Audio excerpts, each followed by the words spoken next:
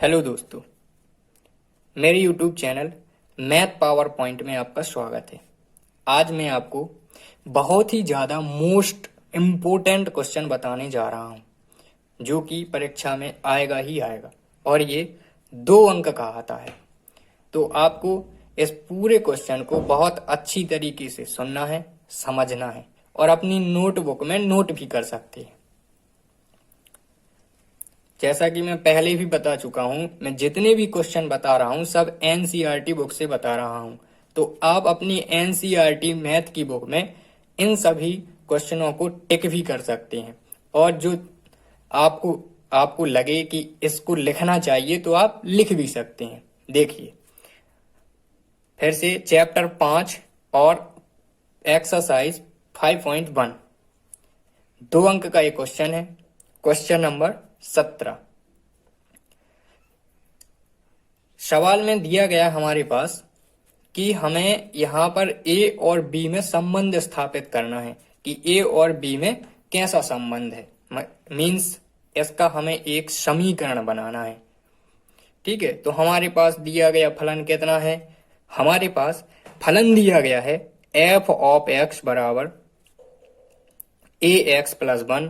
पहली शर्त है हमारे पास, यदि x बराबर है 3 की और x छोटा है 3 की।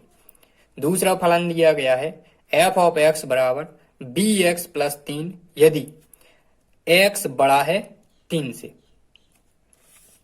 देखिए सवाल में स्पष्ट दिया गया है कि हमें a और b में संबंध ज्ञात करना है। चूंकि दिया है कि फलन x बराबर 3 पर संतत है। क्वेश्चन में ये भी दिया गया है कि x बराबर 3 पर ये जो हमारा पूरा फलन दिया गया है ये x बराबर 3 पर कैसा है? संतत है। यानी बाएं पक्ष की सीमा और दाएं पक्ष की सीमा आपस में कैसी हैं? बराबर हैं। मतलब LHL बराबर RHL, इन दोनों के मान आपस में बराबर होंगे। क्यों होंगे? क्योंकि x बराबर 3 पर फलन पहले से ही संतत है। देखिए जब संतत है तो अब x बराबर 3 पर हम इन फलनों के मानों को ज्ञात करेंगे। ठीक है, क्योंकि अभी x दिया गया है ना, तो x का हमें मान रखना पड़ेगा। फिर x का मान रख के हम इस फलन का पूरा मान निकालेंगे। देखिए बाएं पक्ष की सीमा बराबर दाएं पक्ष की सीमा। अब हम x बराबर 3 पर फलन की सीमाएं ज्ञात करते हैं। तो पहले हम क्या निकालते हैं? बाएं पक्ष की सीमा। काय पर निकालना है? 3 पर। तो जब बाएं पक्ष की निकालते हैं तो 3 के ऊपर हम क्या लगा देंगे? Minus. Limit x tends to 3 minus f of x बराबर। अब देखिए इसका मतलब क्या है कि x का मान 3 से छोटा होना चाहिए। तो x का मान 3 से छोटा हमारे पास यहाँ दिया गया। देखिए x का मान 3 से छोटा इस वाले फलन में दिया गया है। यानी f ऑफ x का मान हमारे पास हो जाएगा ax प्लस 1। देखिए यहाँ पर हमने लिया भी है, f ऑफ x की जगह हमने क्या लिख दिया है? ax plus 1। अब हमारे पास x का मान दिया गया है 3, तो इस फलन में हम x की जगह पर कितना लिखेंगे? 3। तो हमने यहाँ x बराबर 3, यहाँ a गुणा 3 हो जाएगा बराबर इस प्रकार से हमने इसको किया है। देखिए उसमें हमारे पास क्या दिया गया था? उसमें दिया गया है कि limit x tends to 3 minus ax plus 1 बराबर। देखिए हमें x का मान कितना रखना है? इसमें 3। यानी ये जो दिया गया है तो यहाँ हो जाएगा a गुणा 3 प्लस 1। तो 3 का a में गुणा हुआ कितना हो जाएगा? 3a प्लस 1 हो जाएगा। ये आ गया हमारे पास मान, ये निकाल लिया। देखिए 3a प्लस 1 हो जाएगा यहाँ पर। इसी प्रकार हम अब दाएं पक्ष की सीमा निकालेंगे। तो दाएं पक्ष की सीमा हमने निकाली limit x tends to 3 plus. अब इसका मतलब क्या है कि x का मान 3 से कैसा होना चाहिए? बड़ा होना चाहिए। तो यहाँ पर देखिए x का मान यहाँ दिया गया है 3 से बड़ा। यानी फलन कौन सा लेंगे? अब इसके सामने वाला ये, यानी ये वाला bx प्लस 3। यहाँ हो जाएगा f ऑफ x बराबर limit x tends to 3 plus और f ऑफ x की जगह हम कितना लिख देंगे? जो अभी बताया था मैंने बी एक्स प्लस 3 हो जाएगा।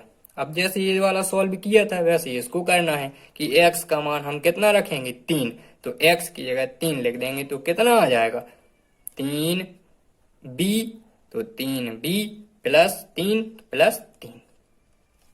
अब देखिए हमारे पास ये दिया गया था कि बाएं पक्ष की सीमा और दाएं पक्ष की सीमा आपस में कैसी हो जाएगी, बराबर, क्योंकि हमारे पास पहले से ही दिया गया था कि x बराबर 3 पर फलन कैसा है, संतत है।